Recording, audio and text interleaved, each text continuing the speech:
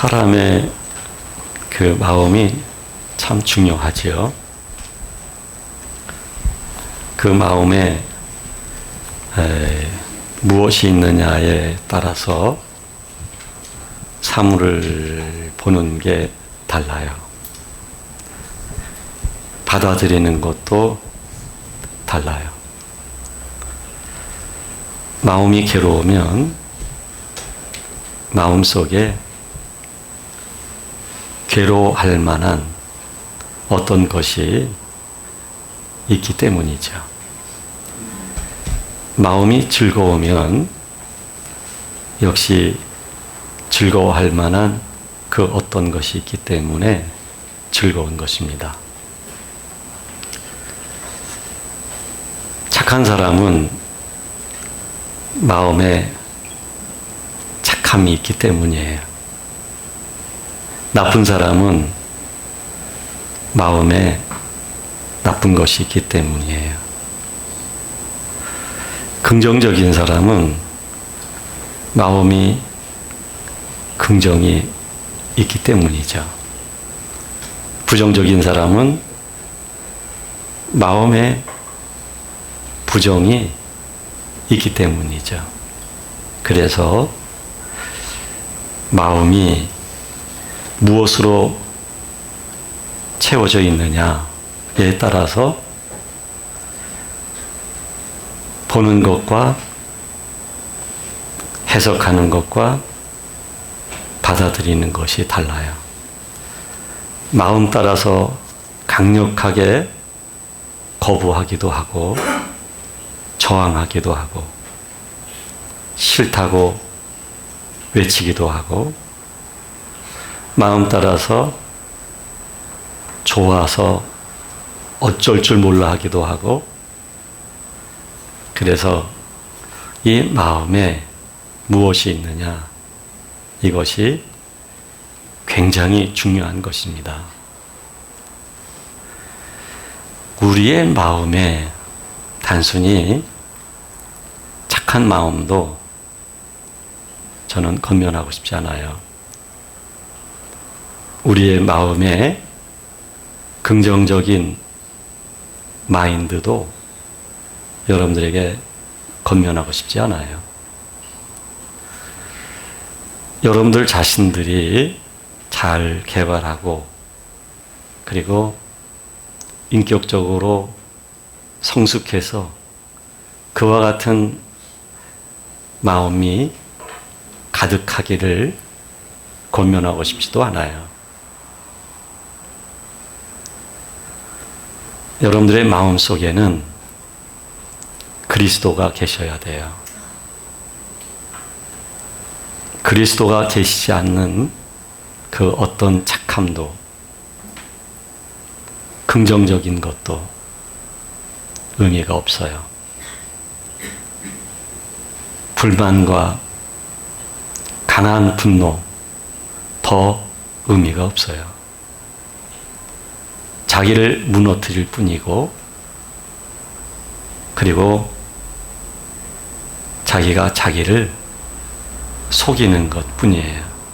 그래서 우리의 마음에는 그리스도가 계셔야만 되는 것이죠. 참 사도 바울께서 갈라디아서 2장 20절에서 하신 말씀은 매우 중요한 핵심이라고 볼 수 있을 것 같아요. 나는 죽고 내 안에 그리스도가 사시는 것을 믿는 믿음으로 사는 것 굉장히 중요해요. 그것을 믿는 것. 믿음이라고 하는 것은 믿고 싶은 어떤 허상을 내 안에 실제화해서 필요한 나에게 어떤 것을 충족하려고 하는 욕망이 아니에요. 믿음이라는 것은 믿음의 주이신 그리스도가 내 안에 실제로 계시는 것을 믿는 것이 믿음이에요. 그래서 내 안에 그리스도가 계셔야만 합니다. 그리스도가 내 안에 없으면 우리는 그 어떤 것도 보호받을 수가 없어요. 그리스도가 우리에게 계시다가 떠나시면 우리는 죽은 자가 되는 거예요. 자기가 자기를 무너뜨리고 망가지게 만들고 그리고 사망에 이르게 하는 거예요. 그래서 우리는 그리스도를 떠난 독립적인 인격체로 살면 안 돼요. 그리스도를 떠나서 나는 나다. 이 주체성을 가지고 살면 곤란해요. 나는 죄라고 하는 속성을 가지고 있기 때문에 그래요. 그냥 생각하는 게 죄예요. 그냥 품어지는 게 죄예요. 누구를 사랑하는 거요? 자기를 위해서 사랑하는 거예요. 자기를 위해서 사랑하는 것이지 그 사람을 위해서 사랑하는 거 아니에요. 그러나 그리스도가 우리 마음에 계시면 그를 사랑할 수 있어요. 그리스도를 사랑하기 때문에 거짓 없는 사랑을 할 수가 있어요. 그러나 그리스도가 없는 그 사람을 위한 것 아니에요. 자신의 마음을 들여다보면 거짓임을 알게 될 거예요. 만약에 거짓임을 모른다면 그건 아주 중한 병이에요. 자기의 실체를 객관적으로 보질 못한다는 얘기예요. 주관적 자신을 이해하는 그것에 그냥 몰입되어 있기 때문에 그런 거예요. 그래서 우리 안에 그리스도가 계셔야만 우리 영혼이 살게 되는 것이고 우리의 영혼이 살아야만 우리의 마음이 살 수 있는 거예요. 우리의 영혼에 그리스도가 계셔야만 우리의 마음이 그리스도로 인하여 세상을 보고 사람을 볼 수 있는 눈이 열려지게 되는 거예요. 날 때부터 속용된 사람, 많은 사람들은 그 사람을 보고 의아하게 생각했고 신앙적으로도 신학적으로도 율법적으로도 혼란만 야기시켰어요. 그래서 논란이 되었고 논쟁거리가 된 거예요. 제자들도 주님께 누구 죄 때문입니까? 도대체 저 사람은 얼마나 큰 죄를 졌길래 그런 것입니까? 아니면 저 부모가 얼마나 악하면 그렇습니까?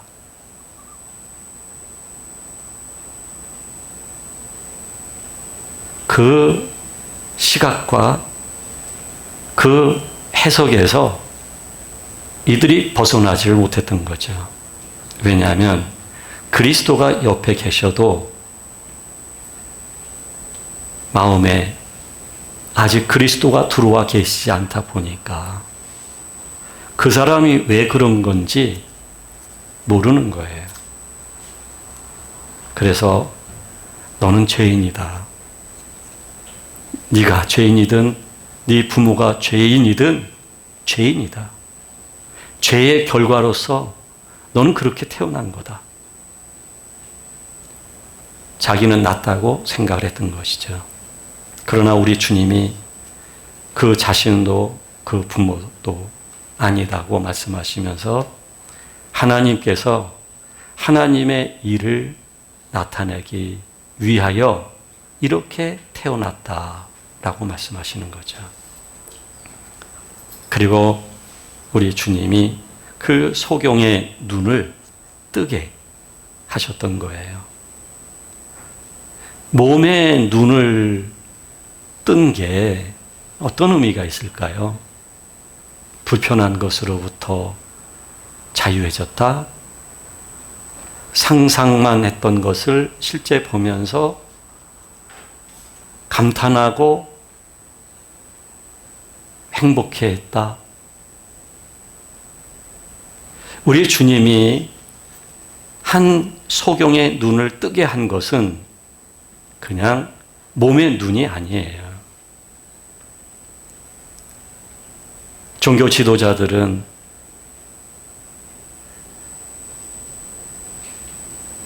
그 소경에게 어찌된 일이냐 물어요. 그 소경이 너무 답답해서 가르치는 사람들이 어떻게 나보다도 모르는 것입니까? 즉, 몸에 눈을 떴다, 이것은 상징성을 의미하는 거고요. 그 상징의 이면은 마음의 눈을 떴다는 얘기예요. 그래서 종교 지도자들은 예수님이 그리스도인 줄을 몰랐지만 배운 것 없고 늘 구걸하며 살던 눈먼 소경은 그리스도가 주이심을 알게 된 것이죠. 마음의 눈을 뜨게 된 것이죠. 사도 바울이 다메섹 도상에서 예수님을 만나게 됐을 때에 앞을 못 보게 됐어요. 물론 우리 주 예수 그리스도는 거룩한 분이기 때문에 그 거룩함을 보게 될 때에 인간은 눈이 멀 뿐만 아니라 죽어요. 그것을 의미하지요. 하지만 지금까지 사도 바울은 본다 하는 것이 뭐냐면 율법과 율법에 의한 신앙이에요. 율법으로 세상을 봤어요. 율법으로 교회를 보고 그리스도를 이해하려고 했어요. 그래서 그리스도는 신흥 이단으로 율법과 여호와의 이름으로 예수 그리스도를 정죄한 것이고 예수 그리스도의 추종자들을 이단으로 정죄하고 율법의 법으로 그들을 정죄하였던 것이죠. 그게 사도 바울이 가지고 있었던 눈이었어요.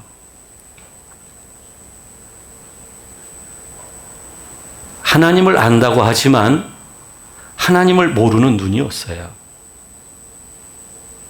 율법의 흠 없이 산다고 하였지만 율법에 의하여 정죄되고 사망의 자리에 있었다는 것을 몰랐던 마음과 눈을 가지고 있었던 거예요.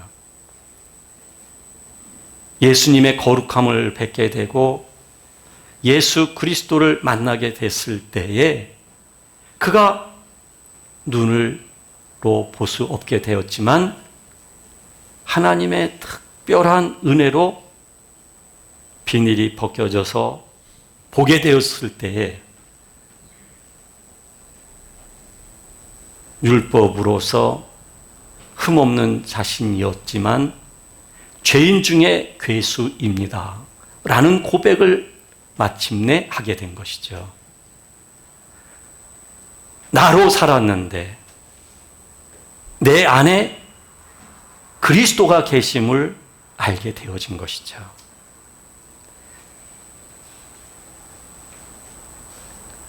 그리스도의 죽음을 짊어지고 날마다 죽기를 원했던 것이죠. 죽어야만 산다는 것을 알았기 때문이죠. 마음의 눈이 뜨여진 거예요. 마음의 눈이 열려져서 보니까 세상이 달라요. 신봉했던 그리스도가 없는 율법, 달리 해석하게 되었어요. 여호와 하나님을 달리 알게 되었어요. 그리스도가 사도 바울의 마음속에 찾아오게 되셨을 때 사도 바울은 더 이상 사울이 아니에요. 바울이에요. 매우 겸손한 사람이에요. 매우 온유한 사람이에요. 진정한 사랑의 사람이고 거짓 없는 진실된 사람이 된 거예요. 그래서 사도 바울은 어떤 일을 만나고 겪어도 슬퍼하지 않았어요. 왜 아프지 않겠어요? 왜 두렵지 않겠어요? 왜 염려가 되지 않겠어요? 그럼에도 불구하고 그 염려와 두려움과 이런 것들이 자신을 흔들 수가 없었던 거예요. 그리스도가 계시기 때문에. 그리스도의 마음을 품고 보니 오히려 그것들도 능히 이길 수 있는 믿음과 평화가, 은혜가 흐르게 되어진 것이죠. 여러분들의 마음을 누구에게 주느냐? 이 권리는 여러분들에게 있어요. 여러분들의 마음을 여러분들이 지키려고 한다면 여러분들의 마음이 여러분들의 것이 되는 거예요. 그 마음은 불안할 거예요. 두려울 거예요. 그 마음은 항상 태풍이 불 거예요. 그러나 하나님이 또한 여러분들의 마음의 권리를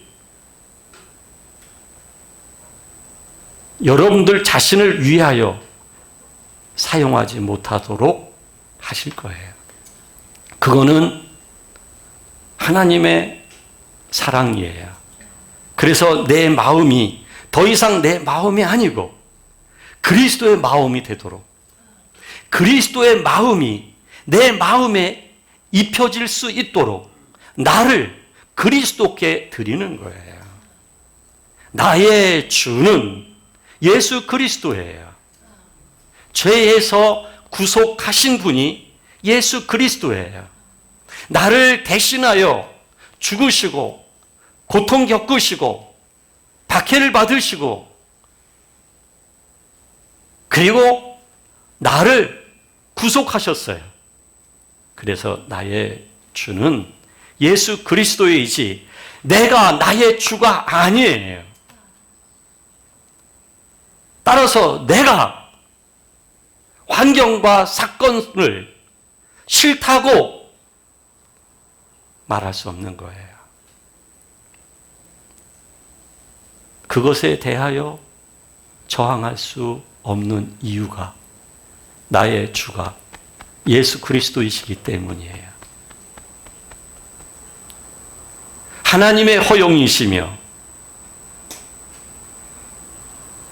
나의 마음으로 산 결과인 지금의 환경과 사건들에 대하여 하나님은 그것까지 선용하셔서 내 마음이 그리스도화 되어지도록 하시기 위하여 역사하시기 위한 인도이신데 내가 그리스도의 마음이 아닌 내가 나의 주로서 싫다고 하게 된다면 내 안에 그리스도는 탄식하게 되는 거예요. 그리스도는 슬퍼하게 되는 거예요.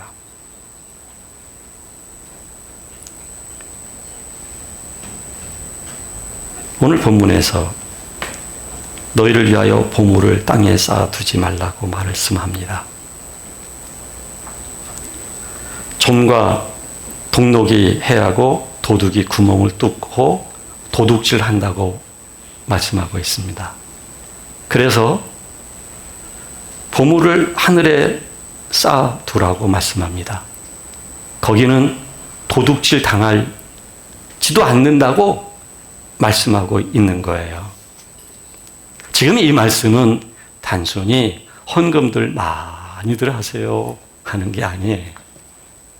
그냥 그 말씀으로만 해석하기에는 너무 아까운 말씀이에요. 바리새인들이 사람들에게 보이려고 기도했어요. 구제할 때도 보이려고 했어요.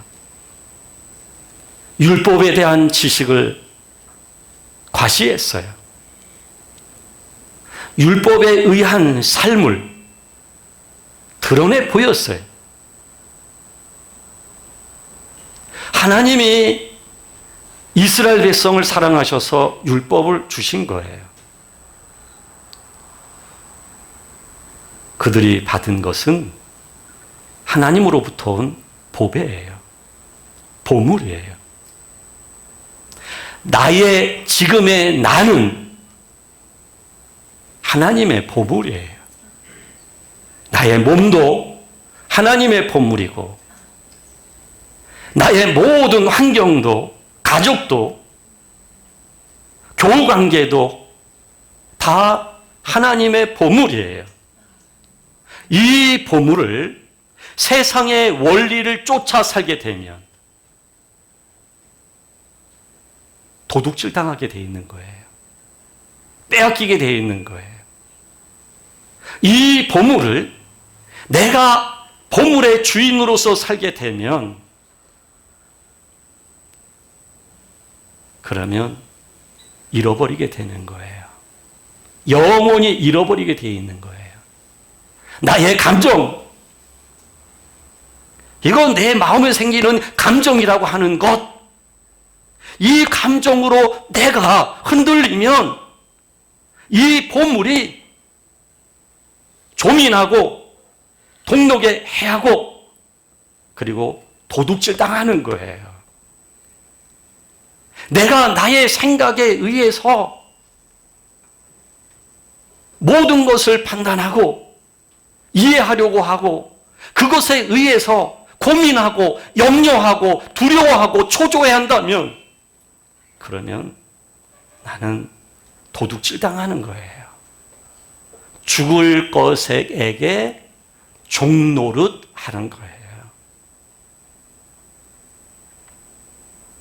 이들은 하나님이 주신 율법을 매우 주관적으로 해석을 했어요.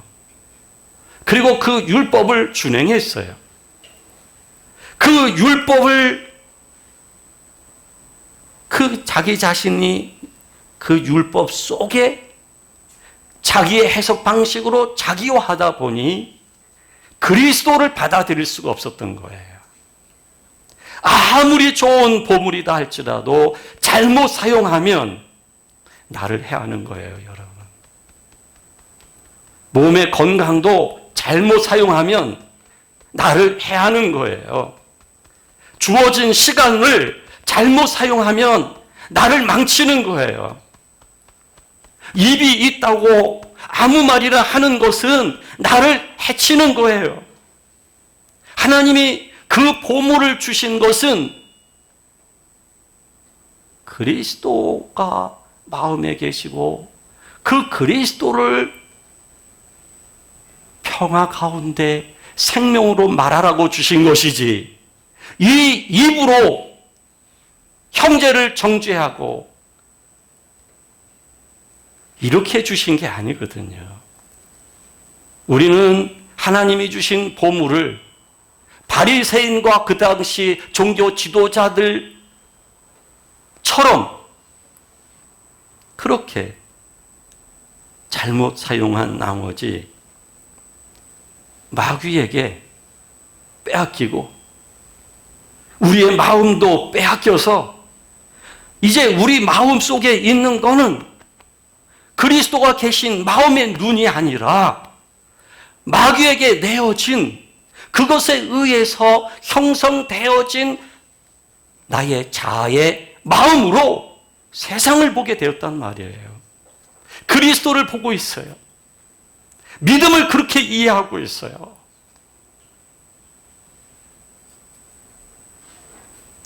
그래서 여러분 정말 정신 바짝 차려야 돼요. 우리가 영성을 말하고 비교적 깊이 있는 말을 한다고 하는 것으로, 그 말을 듣고 그 말을 안다는 것으로 안심하면 곤란해요. 그냥 그리스도와 더불어 함께하는 그 마음의 흐름을 잃게 되어지면, 여러분, 바리새인들이 그냥 바리새인들이 됐겠어요? 우리가 자연스럽게 뉴 바리새인들이 되는 거예요. 그렇게 굳어지는 거예요, 여러분. 그래서 정말 긴장해야 돼요. 정말 그런 것에 대해서 두려워할 수 있어야 돼요.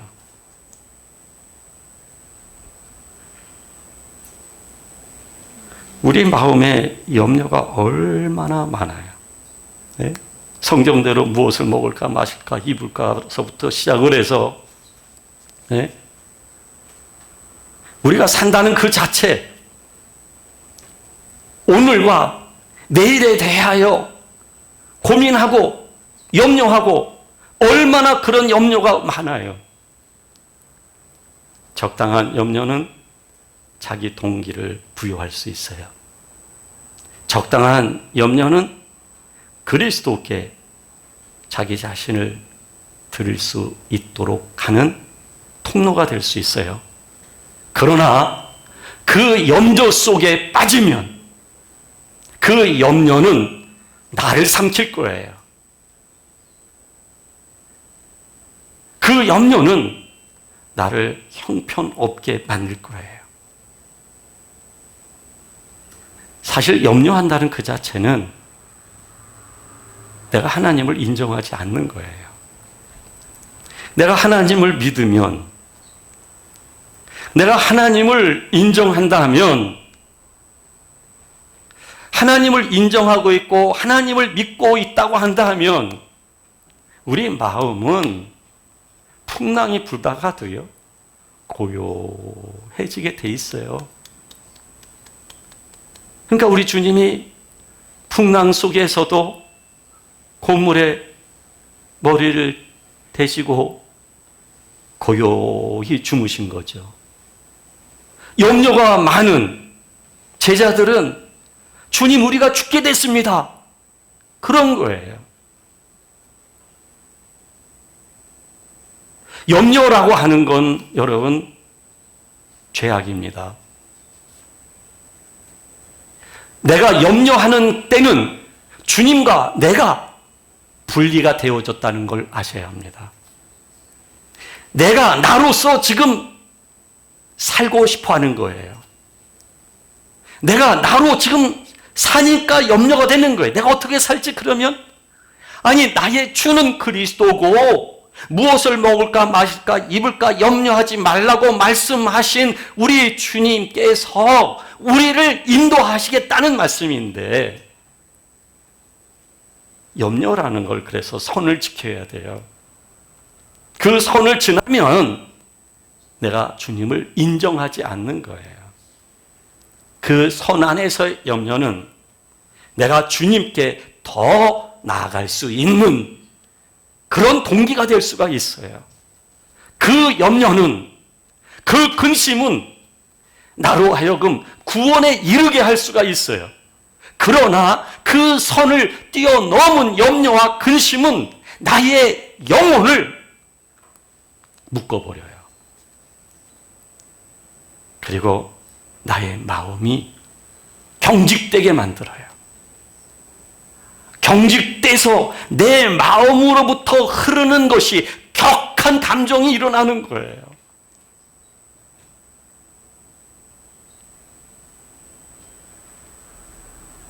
그냥 뭐 간단한 어떤 일도 아이고 이렇게 해서 이러다 죽겠다. 좋아 죽겠다. 허다못해 좋아서도 죽겠대요. 좋아 죽겠다.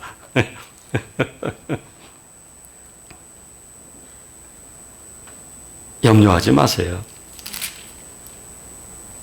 우리가 믿음 생활을 하면서 그 염려를 이렇게 뛰어넘을 줄 모른다고 한다면,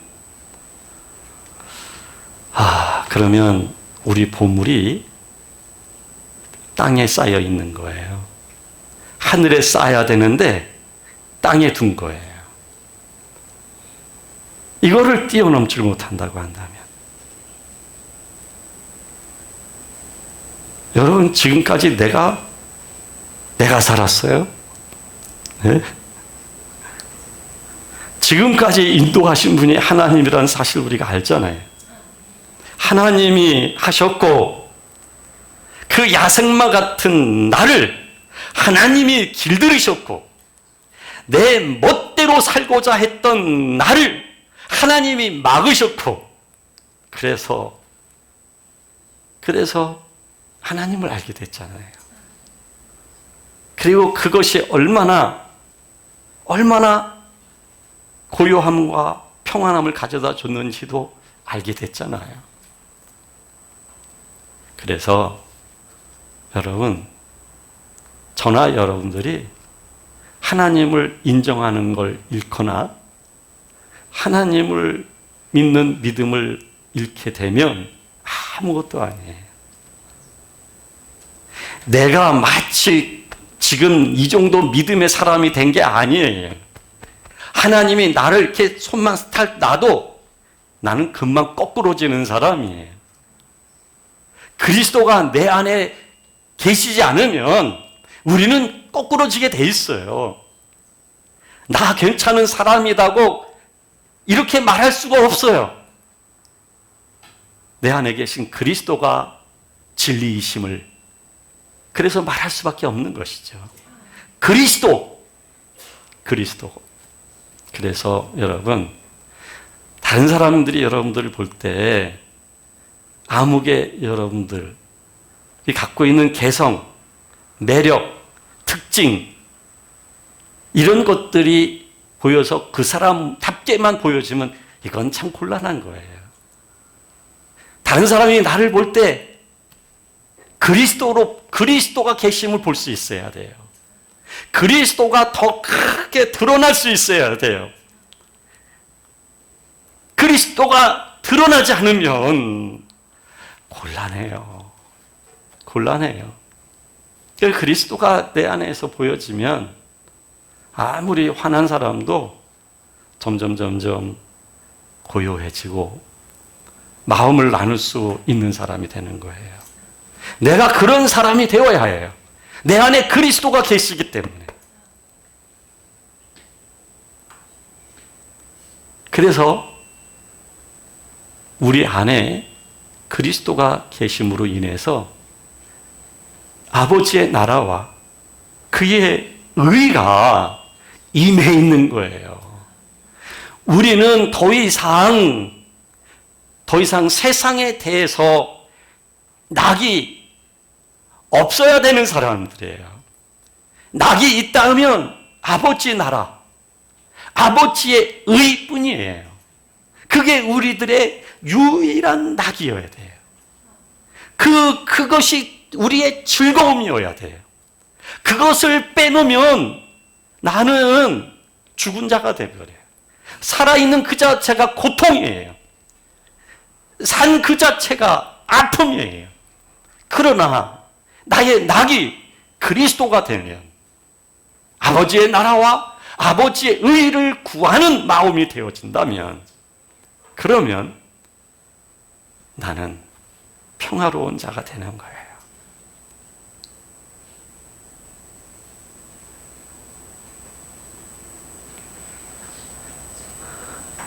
염려하지 마셔요. 염려는 어떤 새로운 길을 가고자 했을 때 내가 주님 앞에서 선택의 기로에 있을 때 염려할 수 있어요. 고민할 수 있어요.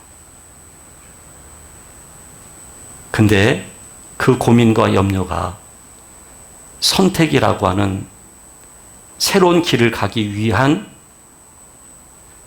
동기를 부여하는 것이지요. 그러나 그것이 나의 마음을 해치고 나의 영혼을 묶어버리고 내 안에 그리스도와 내 안에 평화까지 묶어버린다면 그 염려는 나를 해하는 거예요.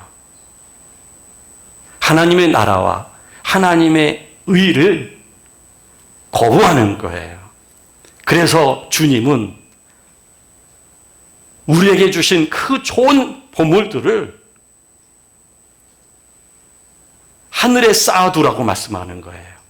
하늘에 쌓아두라고 말씀하는 것은 내가 그리스도의 사람으로 날마다 생명으로 살아가는 거예요. 생명으로. 나의 마음의 주가 내가 아니라 그리스도가 되는 거예요. 이 마음의 눈이 열려지게 되면 하나님이 너무 좋은 분이잖아요. 네? 하나님이 너무 좋은 분이고 내가 지금 가진 건 없는데도 모든 걸 가진 것처럼 부요한 마음이 생기고 그리고 이 마음이 내가 가지고 있는 어떤 열악하고 힘든 부분이 있는데 그것까지도 이겨낼 수 있는 마음으로 움직여지잖아요. 그런 걸 우리가 이미 경험을 했어요. 그래서 여러분 그 주님의 마음, 그리스도가 계신 마음, 이 마음의 눈을 가지고 세상도 보고 환경도 보고 미래도 보고 오늘도 볼 수 있는 그리고 이 모든 것을 인도하시는 하나님 아버지의 역사도 보면서 주의 평안을 주님이 주시는 부요함을 누릴 수 있는 저나 여러분들이 되셔야 할 것입니다. 그렇게 우리가 살아야 돼요.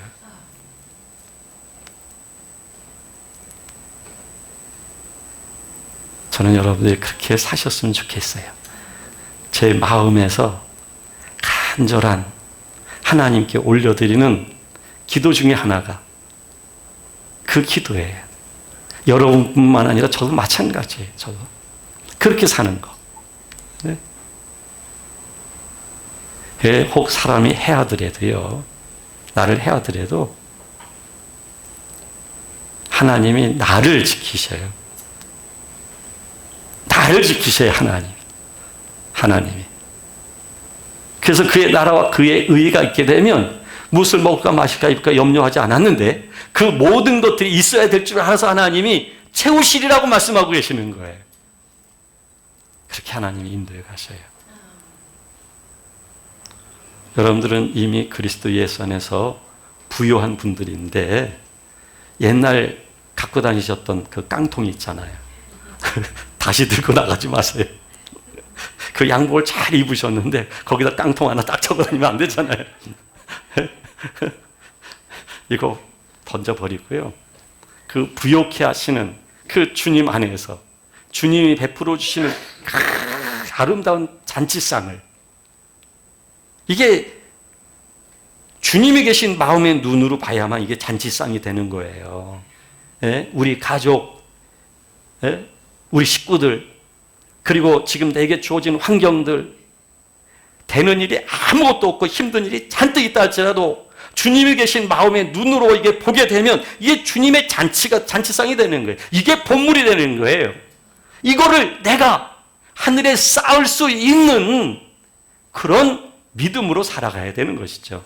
근데 이 주님이 계신 마음의 눈을 잃게 되어지면 아무리 좋은 것들이 있어도 이 좋은 건 안 보여요. 나를 지금 괴롭히는 그 한 가지만 보이는 거예요. 그래서 주님의 계시는 마음의 눈. 누구하고 얘기하다가도요, 내가 주님의 마음을 잃을 것 같으면 잠깐만요, 내가 좀 갔다가 오겠습니다. 그리고 주님 앞에서 조용히 머물면서 주님의 마음을 갖고 다시 만나셔요. 그분이 그러실 거예요. 딴 사람이시네요.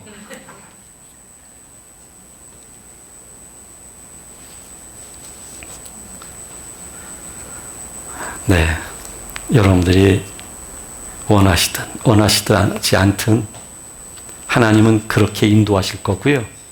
그렇게 하나님이 인도하시는데 여러분들이 뒷굽에 힘주고 계시면 여러분들만 힘드시고요. 나중에는 주님을 인정하고 받아들일 수밖에 없습니다. 아셔서 선택하세요. 기도하겠습니다.